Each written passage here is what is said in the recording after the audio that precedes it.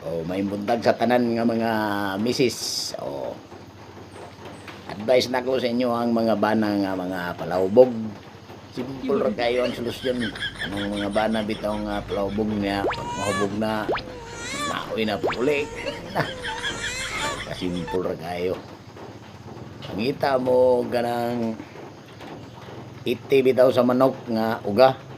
Niya pagkagabi hubog na siya pagkabuntag nagagiti sa manok nga uga mo ibutang sa iyahang kape itimpla ipainom na sa imuhang bana nga palahubog nga puting oya istingi tanaw na to muinom ba ba na imuhang bana binuha nga advice pero epektibo tested and proven.